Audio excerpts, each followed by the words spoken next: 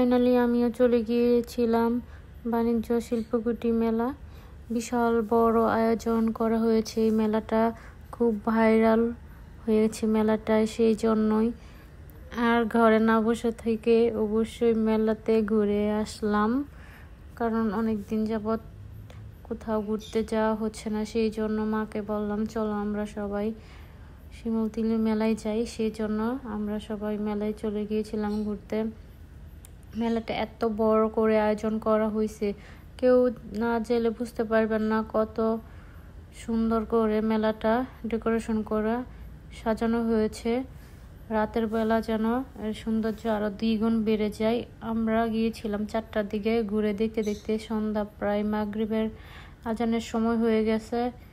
সেই আরো ছিল হালকা বৃষ্টি। এই বৃষ্টির জন্য কিছু একটা বেশি কেনাকাটা করতে পারি নাই, টুকটাক কিছু কেনাকাটা করছি। আর কি কিনবো, মেলাতে জিনিসের দাম প্রচুর দাম রাখে ওরা, এক দামে ফিক্সড করে রেখে দেয়, দামাদামি করা যায় না। সেজন্য আর এগুলো বেশি একটা কিনা হয় নাই, শুধু ঘুরে ঘুরে দেখতেছিলাম, ভিডিও করতেছিলাম, ভাবলাম আপনাদের সাথে শেয়ার করি। অবশ্যই মেলাটা ভাইরাল হয়ে গেছে, সবাই মেলাতে গিয়েছে, এই পর্যন্ত আমি যাই নাই। সেজন্য আজকে আমি ফাইনালি চলে গিয়েছিলাম মেলাতে। রাত হয়ে গেছিল আমাদের, আমরা গিয়েছিলাম 5টার দিকে। তারপর এখন ঘুরতে ঘুরতে অনেকটাই সন্ধ্যা হয়ে গেছে। আর সবগুলো জিনিস কিন্তু অনেক সুন্দর সুন্দর ছিল, কোনটা রেখে কোনটা কিনবো। আর এইগুলো চুড়িগুলো দেখতেছেন, এক একটা চুড়ি 100 টাকা করে রাখতেছিল। তাহলে কিভাবে কিনবেন বলেন? একটা চুড়ির দাম যদি 100 টাকা হয় তাহলে কি কিনা যায়? তারপরও কি করব, পছন্দ হয়েছে যেহেতু, তারপরে 6টা চুড়ি নিয়ে আসলাম।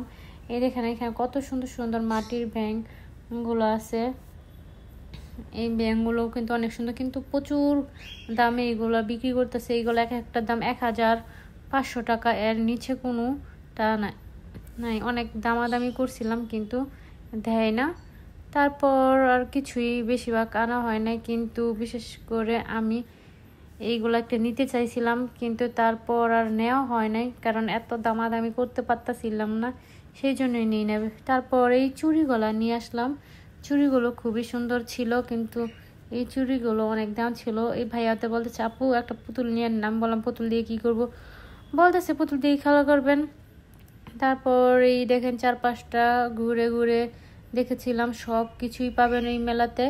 অনেক কিছু উঠেছে যা আপনারা ঘুরে দেখে শেষ করতে পারবেন না। মেলাটা এত বড় করে আয়োজন করা হয়েছে। যারা যারা মেলাতে গিয়েছেন অবশ্যই তারা দেখেছেন মেলাটা কত বড়, এবং মেলার মধ্যে সব কিছুই অনেক দাম, কারণ তারা 1 টাকাও কমায় না, মানে যেটা দাম সেটাই দিয়ে কিনতে হচ্ছে।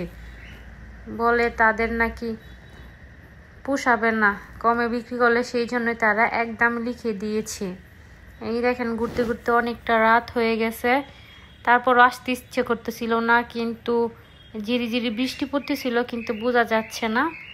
এই ভাইয়াটা আমাকে বলতেছিল আপু কিনবেন, আমি বললাম যে না কিনবো না ভাইয়া,